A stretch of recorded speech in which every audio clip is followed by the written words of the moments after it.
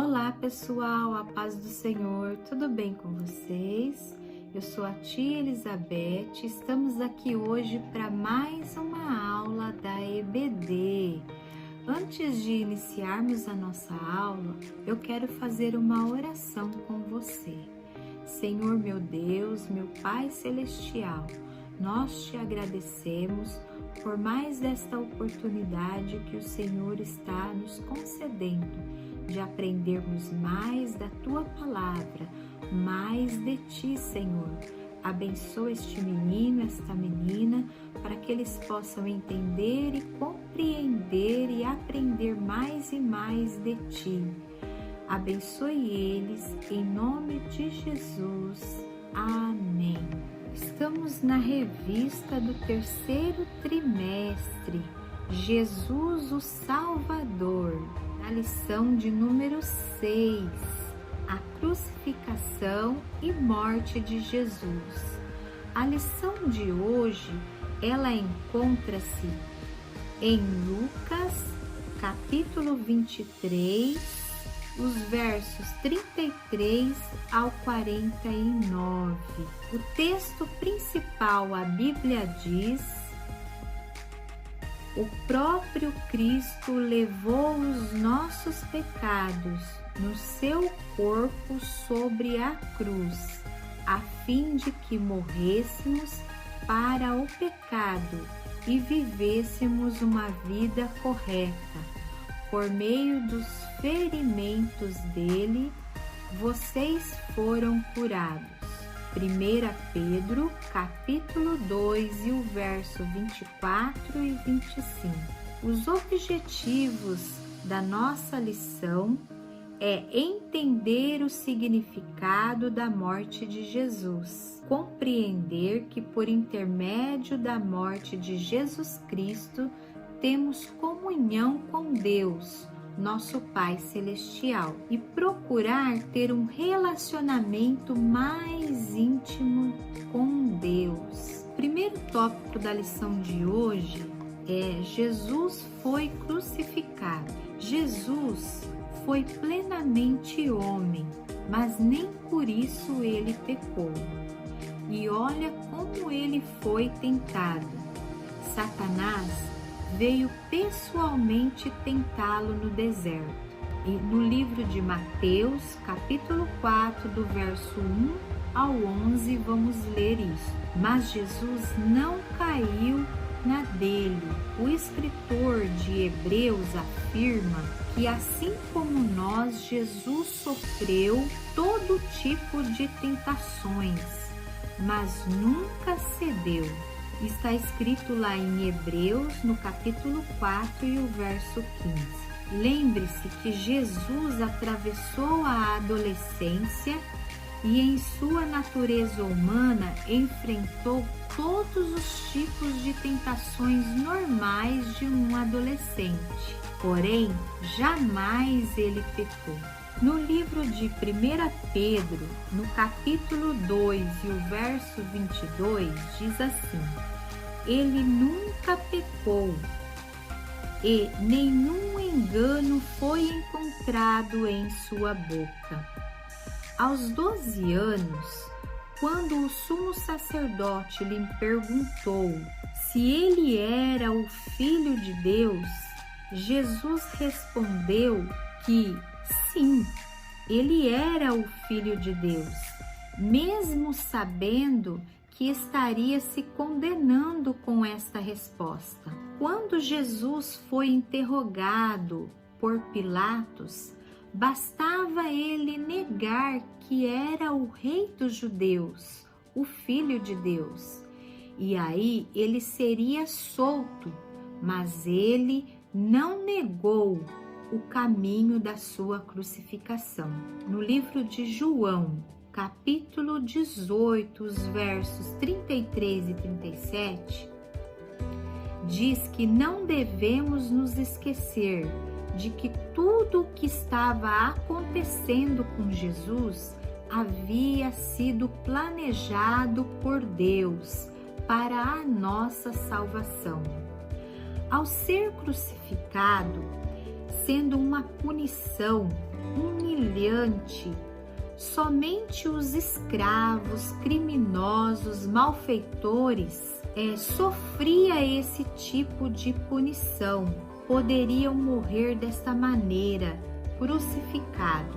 Jesus parecia ser uma vítima indefesa. Porém, se olharmos para este acontecimento com fé, veremos que Jesus, ele venceu a morte e cumpriu a vontade do Pai. Em Filipenses capítulo 2 e o verso 8 podemos ler isto. Jesus, ele foi crucificado, mesmo sofrendo insuportáveis dores, ele foi humilhado. Jesus, ele não se esqueceu da sua missão, que era buscar e salvar quem estava perdido. Mesmo na cruz do Calvário, Jesus orou por aqueles que queriam matá-lo, pedindo para o Pai que os perdoassem, e também por aqueles 2 ladrões que reconheceram os seus pecados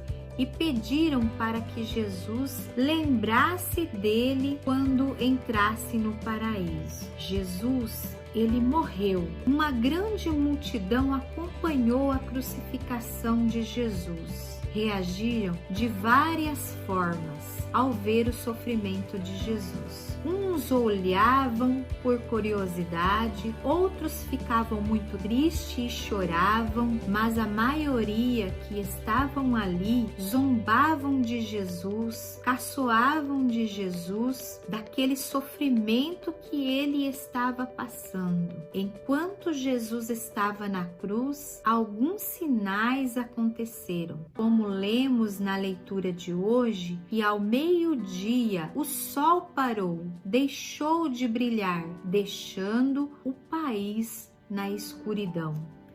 A cortina do templo se rasgou ao meio, e esta cortina ela era usada para separar o lugar santo do lugar santíssimo, onde a presença de Deus estava, e a Arca da Aliança. E por este fato mostrou que, por intermédio da morte de Jesus, não há a separação entre Deus e os homens. A mensagem do Calvário, o que é isto? Quando Adão e Eva pecaram no Éden, a amizade entre Deus e os seres humanos foi desfeita, porque Deus é santo e não pode suportar a presença do pecado. Embora ame muito o pecador, por causa do pecado, não apenas o nosso corpo morreria, mas também a nossa alma estaria separada de Deus. Podemos ler isso no livro de Romanos 5 e o verso 12. Quando o pecado entrou no mundo por meio de um homem, o pecado entrou na raça humana inteira. O pecado dele trouxe consigo a morte a todos os homens, porque todos pecaram. Deus já sabia que o homem pecaria, e como nos ama muito e deseja ter comunhão conosco, preparou um plano para que voltássemos a ter a amizade com Deus. O plano era o seguinte: alguém que nunca houvesse pecado morreria em lugar do pecador. O seu sangue, o sangue desse santo, cobriria os seus pecados, para que ele pudesse chegar perto de Deus outra vez. O pecado é o maior problema da humanidade. Mas quem seria esse homem sem pecado? Na terra não haveria ninguém assim.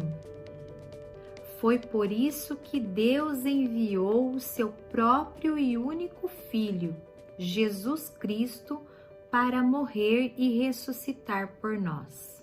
Porque Deus amou tanto o mundo que deu o seu Filho único, para que todo aquele que crer nele não pereça, mas tenha a vida eterna. Deus não enviou o seu Filho ao mundo para condenar o mundo, mas para que o mundo fosse salvo por meio dele. Agora, quando Deus olha para nós, não enxerga mais os nossos pecados, porque o sangue de Jesus está por cima dos nossos pecados. Assim somos aceitos por Deus. A salvação só é alcançada por aqueles que creem que Jesus é o Filho de Deus e aceitam o sacrifício dele na cruz do Calvário em seu lugar. A crucificação e morte de Jesus ensina-nos a demonstrar o amor de Deus, que não teve limite para nos salvar do pecado e da morte. Assim nós lemos em João 3,16. Depois de tudo o que vimos sobre Jesus, fica uma indagação. Quem é Jesus para você? Você crê que ele é o Filho de Deus? Recebeu-o como seu Salvador? Ele reina em seu coração? Saiba que ele quer ser ainda o seu pastor e o seu amigo. Como bom pastor, ele deu a vida por você, supre as suas necessidades e conduz pelo caminho certo. Como amigo, ele deseja que você se sente com ele. Conte-lhe as suas mágoas, bem como as suas alegrias. João, o discípulo amado, foi quem mais falou de Jesus como Filho de Deus. Ele reconhecia a divindade de Cristo e o adorava como Deus, mas isso não colocava Jesus distante dele. Ao contrário, ele era tão íntimo de Jesus que chegava a reclinar-se em seu peito. Jesus quer ter com você esta mesma amizade. Agora eu quero orar com você. Senhor nosso Deus, nosso Pai Celestial, nós te agradecemos por mais esta aula de hoje. Abençoa este menino, esta menina, para que o teu Espírito Santo venha, Senhor, falar ao coração deles, continuar trabalhando nos seus corações. Senhor, que o coração deles possa ser o seu altar. Deus Todo-Poderoso, abençoa eles em tudo, juntamente com os seus familiares. Em nome de Jesus, eu te peço e te agradeço por tudo. Amém. Tenho um recadinho para você, pré-adolescente. Neste domingo, 8/8, voltaremos às nossas aulas presenciais. Continuaremos com as aulas online, mas voltaremos às nossas aulas presenciais, ok? Espero que você tenha gostado da aula de hoje. Que Deus te abençoe, te guarde e até a próxima aula.